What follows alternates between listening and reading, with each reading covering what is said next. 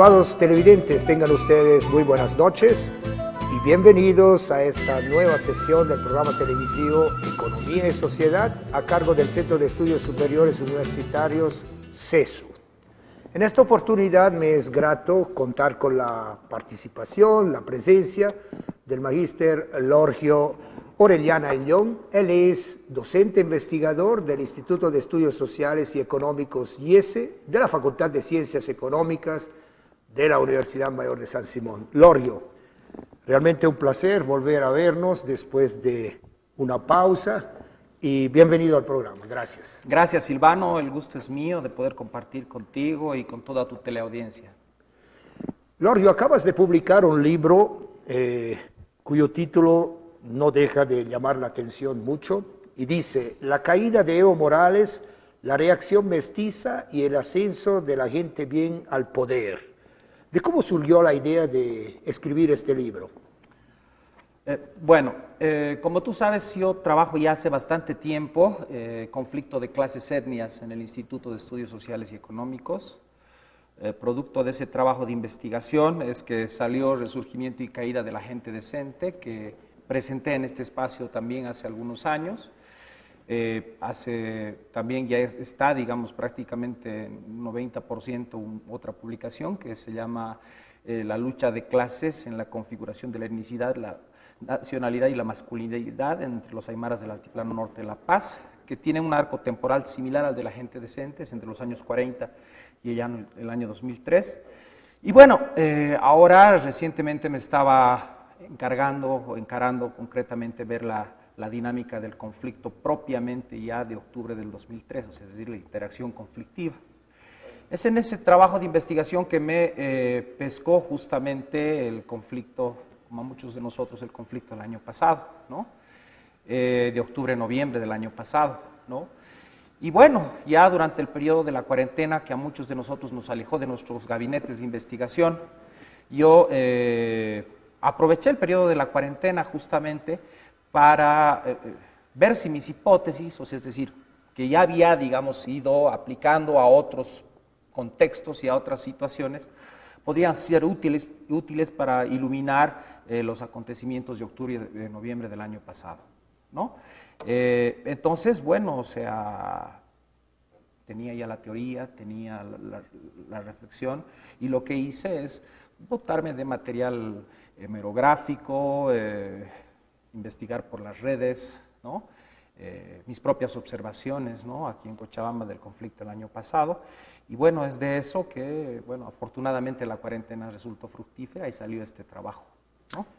Muy bien, lo que llama la atención, siempre me llama la atención, es a partir del título del libro, es esa idea de gente bien. ¿A qué te refieres con esa denominación y quién es la gente bien? Tal vez haces referencia al libro que ya has recordado, el anterior libro, Resurgimiento y Caída de la Gente Decente. En ese caso hablabas de gente decente. ¿Es la misma clase social, la gente bien, la gente decente? Es otra fracción, ¿no? Es importante aquí hacer, digamos, un preámbulo, ¿no? Antes de responderte. En principio es importante indicar que usualmente los investigadores en Bolivia han tendido o tienden hasta ahora a enfocar el estudio de las clases sociales y de las etnias desde una perspectiva, diremos, objetivista, exógena. Si es el investigador que agarra y te dice, estos son los obreros, o estos son, refiriéndote en el asunto de la etnicidad, estos son los criollos, o estos son los mestizos, o aquellos son los campesinos indígenas. O sea, es decir, es una mirada que parte desde fuera, desde la propia lente objetivante del investigador. Bueno, la apuesta mía, ya desde el Resurgimiento y Caída de la Gente Decente, ha sido, y es ahora con este ensayo, el procurar ver cómo las propias clases etnias, les llamo yo, se constituyen en el proceso histórico. Y eso involucra no solamente un proceso práctico, objetivo, de apropiación de medios, de condiciones de producción, de apropiación de excedente, sino al mismo tiempo un proceso de delimitación social y simbólica el establecimiento de criterios de membresía de quienes forman parte de y quienes no forman parte de su propia constelación social, forman o no forman parte de su grupo social. O sea, es decir, lo que yo trato de visibilizar es un proceso de autoproducción, de autoconstitución y también de autodenominación. O sea, es decir, no soy yo quienes les llama gente bien, son ellos quienes se llaman gente bien, ¿no? Esto está ya sugerido desde el epígrafe del ensayo, ¿no? Yo tomo una referencia de una parodia que es una parodia de entrevista entre Morgan Freeman y los miembros de una comparsa que se llama La Comparsa Los Artistas, que te muestran claramente, yo presumo de que muchos de ellos forman parte, digamos, de la constelación de familias bien de Santa Cruz de la Sierra, y es interesante esta parodia porque ahí aparece Morgan Freeman preguntando, qué es ser bien en Santa Cruz de la Sierra? ¿Puedo yo, una persona rica, famosa, que ganó un Oscar, ser alguien bien en Santa Cruz de la Sierra? Y ahí uno de los miembros agarra y le contesta y le dice, ser alguien bien es algo más complejo, es algo con lo que tú naces. Y si no naces, pues bueno, te vas a tener que juntar con una pelada bien o con un amigo bien, y eso cuesta. Ahí aparece otro que le contesta al mismo tiempo a Morgan y le dice, depende de quiénes son tus padres, depende de tener un apellido lindo y decente, ¿sí? Después hay otro que le contesta a Morgan Freeman y le dice 67% es cuestión de genética para ser bien. Entonces aquí tú puedes hacer algunas inferencias que tienen que ver un poco también con la cuestión fenotípica, con cuestiones hereditarias que tienen que ver con tu soma. Entonces, ciertamente esto de ser bien es algo que se hereda, ¿sí? Pero no solamente eso, hay otros elementos que ellos van aportando en esta parodia de entrevista. El formar parte de una comparsa bien es clave, ¿no? Si formas de una comparsa que no es bien, bueno, es algo que le quita lustre, digamos, a la definición de ser bien. O formar parte de un colegio conocido, concebido como bien, ¿sí? Ahora, esto es dinámico, te dicen ellos mismos, ¿no? Por ejemplo, hasta hace algún tiempo, ir a Miami, sacarse una selfie, era considerado como bien. Ahora ya no lo es.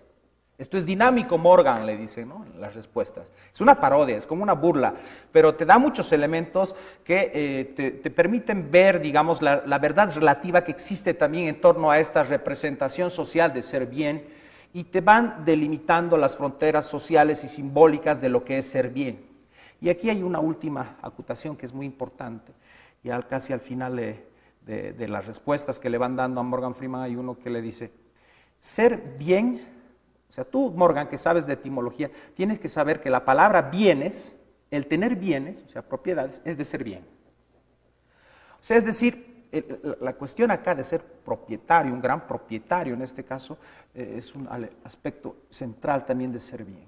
Entonces, todos estos elementos que a mí me han ido me permiten en realidad bosquejar, digamos, la fisonomía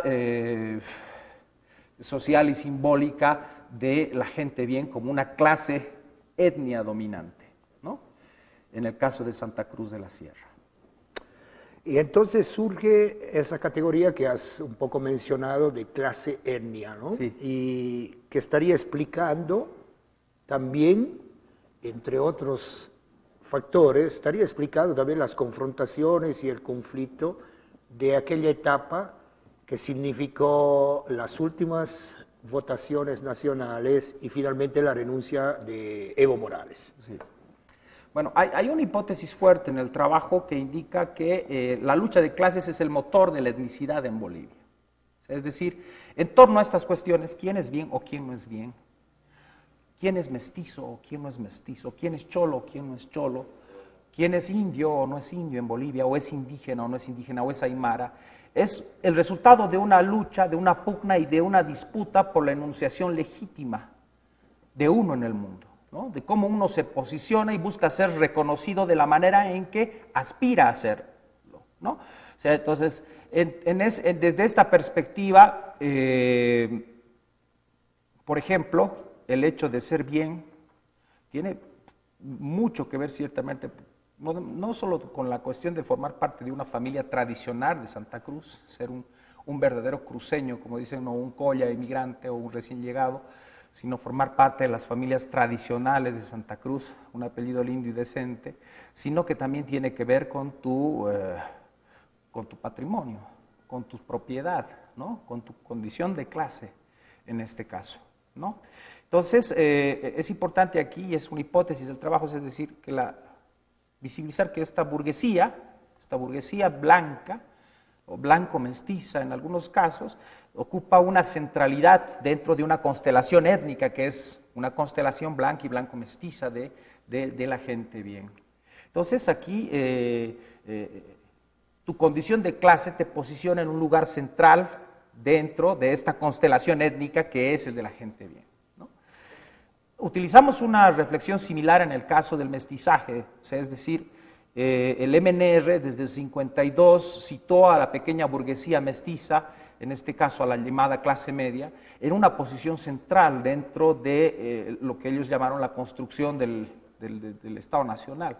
O sea, uno se redimía de la condición de cholo yendo a la universidad a través de los estudios, buscaba, digamos, sobrepasar tus orígenes étnicos y de clases, bueno, invirtiéndote a través de una formación escolar, universitaria, para ir mimetizando, cambiando tus propios orígenes étnicos y de clase, ya no ser como mis padres, ¿no? Entonces, el MNR construyó este paradigma de la clase media mestiza que ha sido y es muy importante aún hoy, ¿no? Para nosotros que estudiamos en la universidad y que, bueno, nos contactamos con estudiantes, es muy recurrente observar ciertamente que para muchos de estos jóvenes la cuestión de tener un cartón y haber pasado por la universidad te otorgaría una situación, o sea, tú te atribuyes a partir de esos hechos una dignidad mayor que le atribuyes a quien no ha hecho, ¿sí? Desde esta perspectiva, para la pequeña burguesía profesional, Evo Morales jamás dejó de ser voy a ponerlo entre comillas, porque son categorías propias de los actores, un indio ignorante, ¿no? O los masistas, masimulas, masillamas, o sea, es decir, personas que en la medida que no han pasado por la formación universitaria y no tienen estudios, no tienen la misma dignidad que ellos se atribuyen por el hecho de ser personas con una profesión y con título, ¿no? Entonces, desde la perspectiva de la propia pequeña burguesía profesional y mestiza, ¿no? Bueno, quien accede al gobierno debería ser una persona que ha realizado estudios, que tiene un título. O sea, es decir, aquí lo que quiero observar es que esta jerarquización étnica no solamente es un rasgo que uno lo puede ver en la gente bien, o sea, es decir, en la burguesía blanco-mestiza, sino que también existen estos propios criterios jerárquicos diseminados en la pequeña burguesía mestiza profesional, ¿no? Que se coloca por encima a partir de estos elementos que ya he señalado y que ciertamente ha sido elemento clave en el conflicto del año pasado, o sea, los colegios de profesionales, abogados, médicos, que se posicionaban frente frente a gente sin estudios, o sea, Álvaro García Linera era objeto de burla porque no había terminado su licenciatura, o el Evo que ni siquiera ha terminado el bachillerato, o sea, son elementos que forman parte de esta lucha simbólica, ciertamente, y que han sido ingredientes claves, ¿no? De la llamada movilización de las pititas, que entre una de sus reivindicaciones planteaba claramente el hecho de que ahora deben ser los profesionales, gente con título, con estudios, los que dirijan el destino del país. Preocupante también porque pareciera que los años, el tiempo pasan en vano, Lorgio. Me recuerdo una anécdota, bueno, yo lo repito como me lo han contado.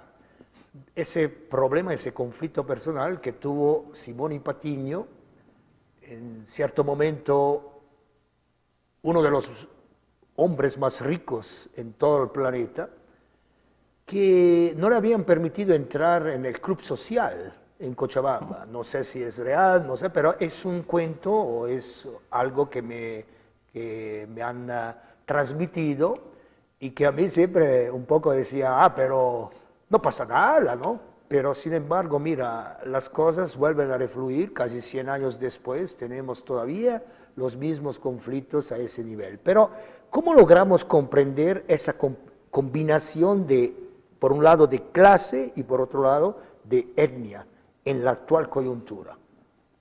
Claro. Como te mencionaba anteriormente, una hipótesis clave del trabajo es que la lucha de clases es el motor de esta etnicidad. O sea, es decir,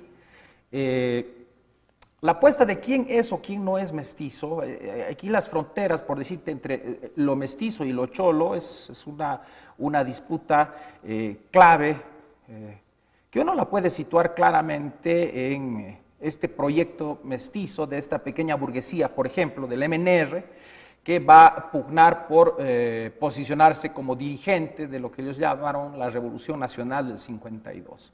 Ya Víctor Paz Estenssoro le otorgaba a la pequeña burguesía y a la clase media el rol de ser dirigentes de la conducción de lo que ellos llamaban la Revolución Nacional, porque eran personas con estudios, personas con conocimiento, y que tenían una posición favorable frente, por ejemplo, a los obreros, a lo que ellos llamaban la incultura de los obreros, que al estar desprovisto de alta cultura, por tanto, no podían dirigir el proceso revolucionario. Entonces, aquí es interesante ver cómo ya, digamos, el hecho de estar dotado, tener, digamos, una posición, digamos,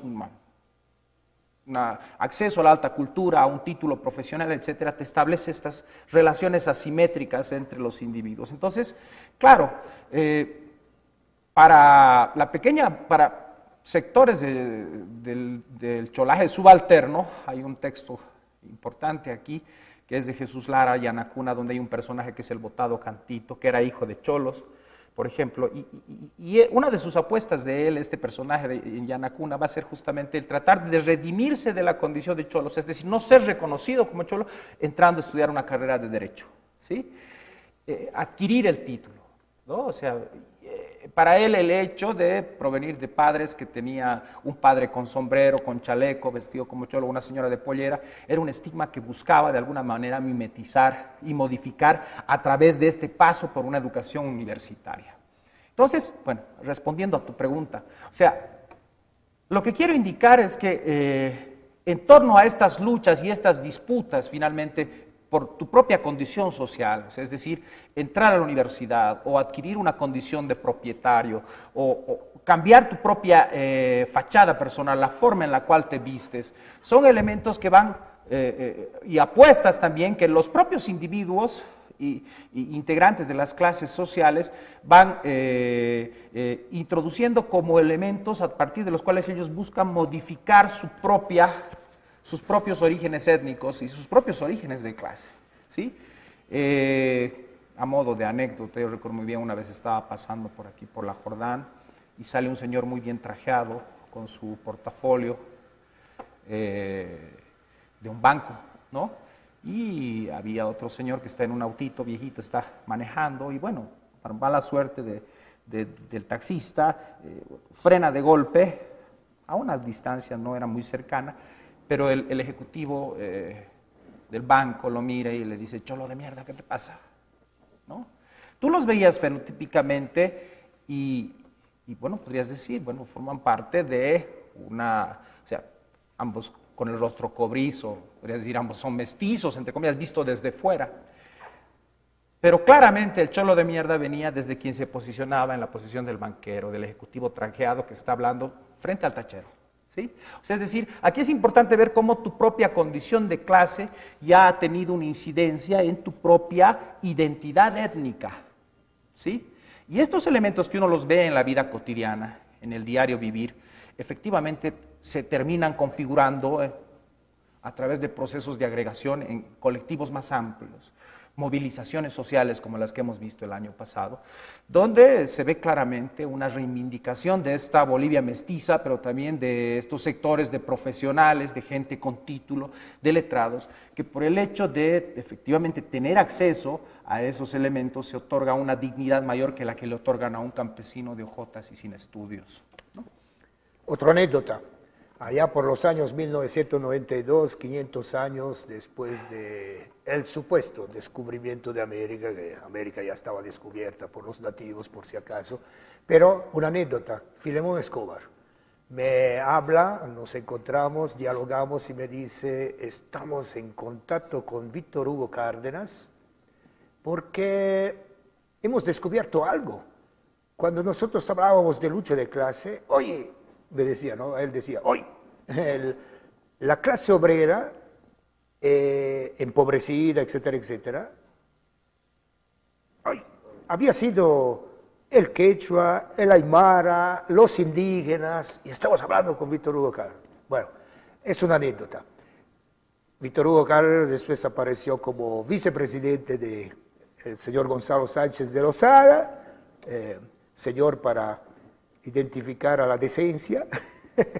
Y entonces yo veo que seguimos un poco divididos en esquemas, como que el perro que se muerde la cola, seguimos volviendo. En el trasfondo, Lorio, ¿por qué pensamos que vale la pena seguir confrontándonos o dividiéndonos entre la gente bien y la gente que no lo es, supuestamente? Es que es un tema muy profundo, ¿no? O sea, es decir, tiene que ver con tu propia constitución ontológica, con la manera en la cual te posicionas en el mundo, ¿sí? O sea, esto de ser bien o no es ser bien no es algo, digamos, superficialmente impostado desde fuera, es algo que tiene que ver. Recuerdo una entrevista que hice a un exsecretario del gobierno de Gonzalo Sánchez, secretario personal de Gonzalo Sánchez de Lozada. Él refería al hecho que desde chiquito había aprendido a mandar a su empleada, ¿no? O sea, es decir, él le decía qué era lo que ella tenía que hacer, ¿no? Y después a otros intelectuales del periodo del MNR, o sea, en los colegios en los que estudiaron, por ejemplo, había uno que me decía, yo estudié en un colegio donde tú jamás le decías a un profesor de usted, tú al profesor lo tuteabas.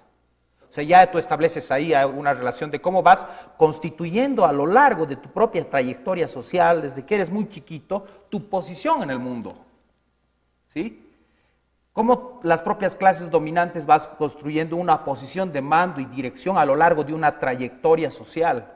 Eso no es algo que tú te lo sacas como te sacas una camisa. Lo propio, la condición de subalternidad, de obediencia, de aprender a mirar al caballero como alguien que está arriba, o al que tiene título, o al que tiene el saco como alguien que se posiciona por encima de vos, son elementos que tú los vas adquiriendo desde muy chico. Entonces, somos sociedades que hemos ido constituyéndonos de esa manera, con esas divisiones que son constitutivas de la propia formación de clases etnias en Bolivia y que explican en una buena medida la radicalidad de estos conflictos. O sea, la educación en los colegios lo distribuye muy bien. Ya la propia educación es otro elemento claramente enclasante y etnizante. O sea, basta ver dónde se educan los hijos de los sectores privilegiados con una visión de ir a estudiar afuera, dónde se educa los hijos de las clases subalternas, de campesinos.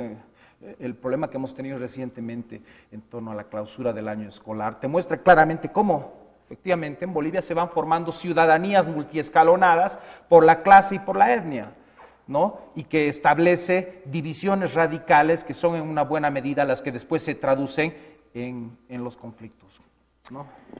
Bueno, veo también un poco el aspecto de que no está muy alejado, también la cuestión de un proceso que hemos vivido y que seguimos viviendo de profunda colonización.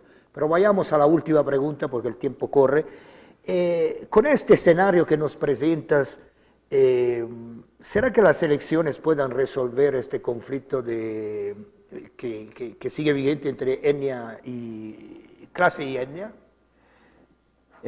Bueno, a ver, yo creo que acá el criterio comparativo puede ser útil. Por ejemplo, en el periodo 2000, en las elecciones de 2005, cuando ganó Evo Morales, ¿no?, con más del 50% y subió el año 2006 al gobierno, tú vas a ver una modificación drástica del escenario conflictivo. O sea, porque en principio ya las movilizaciones anteriores, las de octubre del 2003 y mayo-junio del 2005, ya te mostraba una confluencia en las movilizaciones de la pequeña burguesía mestiza y las movilizaciones de trabajadores y campesinos aymaras y quechuas.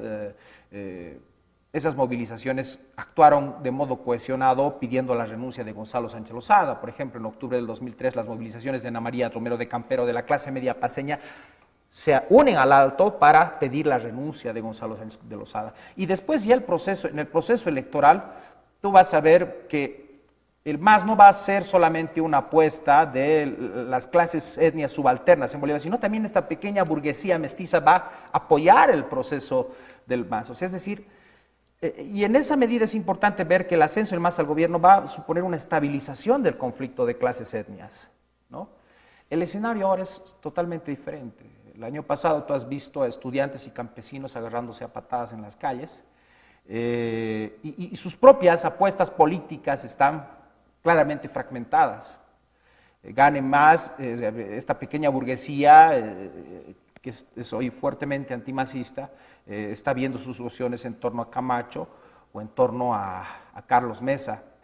Hay sectores de clases subalternas que todavía le apuestan al MAS, otros están yendo por el voto nulo o el voto blanco. O sea, tienes un escenario, o sea, este conflicto no se está traduciendo, digamos, en una fuerza hegemónica en el terreno político. O sea, entonces gane el Evo, gane el MAS o gane en este caso Mesa, que son, digamos, los candidatos con mayores posibilidades, el conflicto no va a lograr una estabilización. Entonces, vamos a seguir dentro de un periodo de crisis política. ¿Sí? Muchísimas gracias, Lorgio. Estimados televidentes, el día de hoy conversamos con el magíster Lorgio Orellana Ayllón. Él es docente investigador del Instituto de Estudios Sociales y Económicos IESE.